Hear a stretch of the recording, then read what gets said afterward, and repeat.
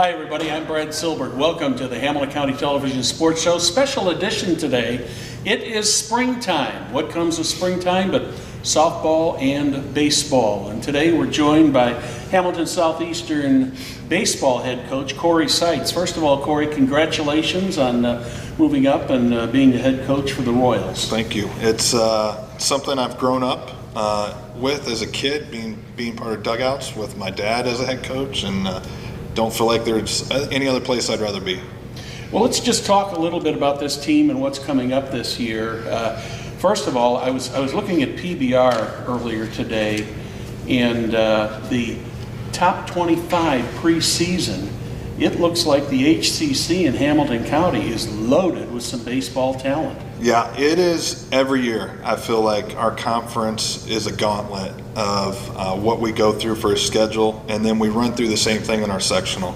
I think you could get a 100% answer from every conference coach that if you can get through our sectional 8, you've got an opportunity to get to the state finals.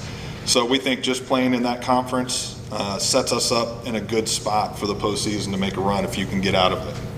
Well, let's talk a little bit about the teams this year. Zionsville preseason up there right on top, and top to bottom, 7 of the 8 teams in the HCC in that top 25. Yeah, that is something. Again, it kind of goes to where we think we play in the best baseball conference in the Midwest, high school baseball wise. So it shows right there, I think, in the respect that teams get in the preseason rankings. And I think what tends to happen is we have some people fall out because we just beat each other up in the regular season. But at the end of the regular season, I think anybody that's in our conference has an opportunity to make a run in that postseason. Well, it's obviously a tough conference, and I totally agree with your assessment that probably one of the best, if not the best in Indiana, one of the best in Indiana, and especially in the Midwest. Well, let's talk about the Royals. You've got a lot of talent coming back, and you've got some new talent coming in there this year. Let's talk a little bit about some of the people you got returning for the team this year. Sure. I think I've got a pretty hungry group of seniors this year. Last year wasn't a great representation, I think, of the talent that those kids have. And something that I love is that I got a core group of seniors that were football kids also. So they know that experience of playing in the postseason. Just kids that are winners, I think, from that point. And they're going to be great leaders for us.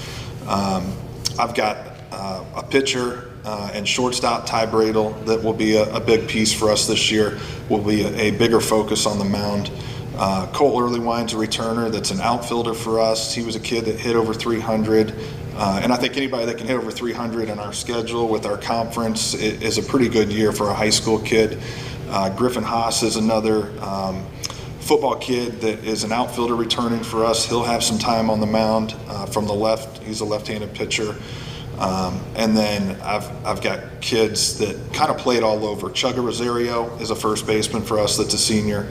Harrison Diltz played a lot of infield for us, could play first, second, third. I literally tell him he needs to practice everywhere in the infield. So it's not the easiest thing for him maybe during a practice period to focus on one spot. Zach Wagner is a kid that we have back that was behind the plate for us, and he DH'd. And then we also have Brady Strawmeyer that's a left-handed pitcher. He's a 6'4" lefty. Anybody that's that size is somebody that we're excited about. He's picked up velocity this year. He's a kid committed already to Rose-Hulman. So we expect Brady to have a good year too. And then we have a couple of new seniors. Matthew Becker is a right-handed pitcher that was on our JV Royal last year. And then maybe drawing a blank. I think that's what I've got right now. Okay.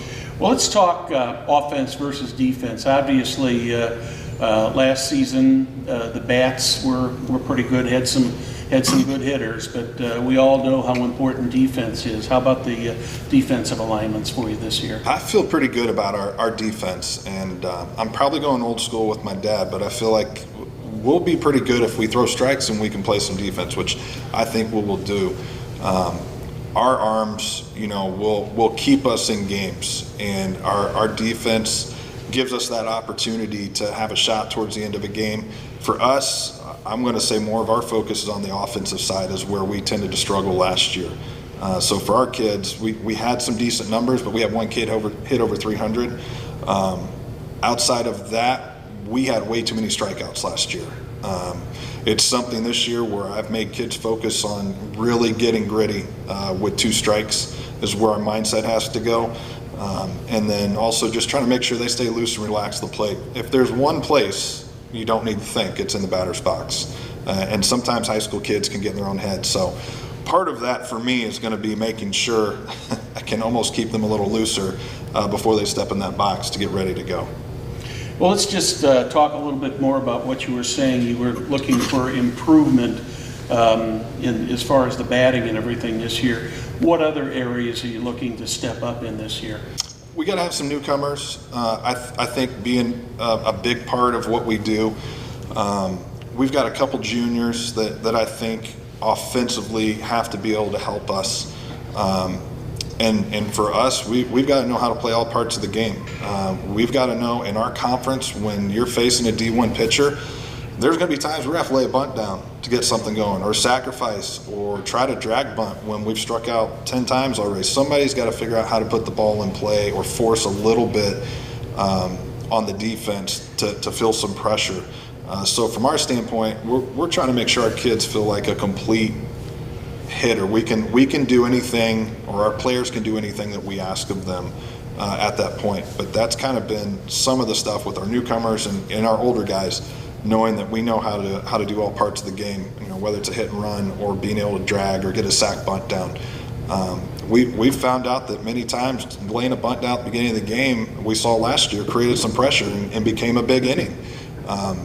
There's still, on the other side of the ball, it's still a 16, 17-year-old kid that has to run in on a ball and field it clean and make a clean throw. And for the most part, our guys are getting down the line pretty quick. So that puts some pressure on the defense. But we got to know how to do all facets of the offensive side for our team right now. Let's talk about your coaching staff. Of course, you are in a very unique position, being part of one of the preeminent baseball families in Hamilton County, with your dad having coached here for so many years. You co-coached with him, and now I know he'll be coming back to help you out. Let's just talk about the overall coaching staff and who you've got coming back and what they'll be doing for you this year. Sure. From a varsity standpoint, I'd be an idiot not to have my dad back, so he's in the dugout with me. Can always lean on him for some knowledge, and that experience is hard to find anywhere else from that point. Another new coach I have from my staff is Owen Callahan. He's a 2017 grad. He actually sees over all of our pitching, and he's a kid that I knew, talking to him as a 15-year-old kid, I'm like, if that kid ever wants to coach, I want him in our dugout. And it just worked out this year that he was available. He finished up his last year at IU Kokomo as a pitcher. And I think the kids really, really enjoy kind of a different approach that he's bringing than maybe what's been in the past. And, it's making them think a little differently as far as how they play. So you got a little bit of the new school of pitching coming in with Owen, and obviously a younger face. My other varsity staff guys are Jackson Howard. He's another HSC grad. He graduated in 2016. And then Mason Love was a JV assistant for us last year, and he's going to move up and be my third base coach this year. You want to go through JV coaches too? Sure. Yeah. From my JV coach standpoint, I've got John Gibbons. He was here the last 2 years. He is our head coach of our JV Royal, which is our top JV team. And then Ken Shepard has been around for several years. He's a JV assistant with that team. And then on our white JV white team, Brian Harrison is our head coach, and you guys might know the Harrison name. Brayton Harrison was third baseman on our 2019 state championship team. We got Brian over last year, and we're able to move him up to a head coach spot this year. And then our assistant with Brian is Colin McCord. He is a McCutcheon graduate, so he's a Jake Burton product. Got a great call from Jake as far as what kind of kid he was. I didn't really need to hear anymore if I knew he got to play for Jake Burton. He's been a great addition to our staff. And then I have a couple volunteer assistants. Max Minich is going to be a volunteer assistant on our JV Royal. He'll help with pitching. And then Blake Richards has been here a couple years. He's our JV White volunteer assistant. One last question for you, Kory. You obviously played the game here at HSE, played at IU, and that's going back a few years now. Just a few. Not getting a little bit of gray hair here and there. How has the game evolved, and how are things different today from when you were on the field as the shortstop and second baseman? Involvement, I think, has just become. It's so much more competitive day in, day out. I think here you had kids that were great players in the area, but now it just seems more universal. Like you're going to run into 3 or 4 D1 kids on one pitching staff, and I think a lot of that has to do with all the off-season training that kids have.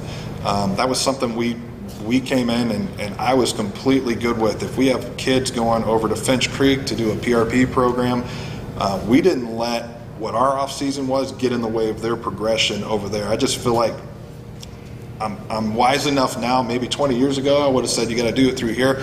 I know if they're doing stuff the right way, and I've talked with the guys that run that stuff, which I really like what they do. I felt like we shouldn't slow that down. We had 92 kids try out. So the fact that we're trying to figure out how to put pitchers through work and then still evaluate new kids in an off season in a gym at 6 in the morning, we kind of let that play a little bit more over for the kids that were doing the individual sessions. And it's not just PRP, it would be any pitching instructor. We knew who those people were that our kids were working with, and just think if there's so many resources around here, if they have the money, they have the right connections, go use it. Just keep us in the loop on what you're doing. Well, Kory, we'd like to congratulate you once again, first of all, for becoming the head coach, and wish you the best of luck this season, and hope that everything goes well for the Royals. Sounds good. Thank you very much. Thanks for being here with us today. And thank you for watching this special edition of the Hamilton County Television Sports Show. For Kory Seitz, I'm Brad Silbert. Good day.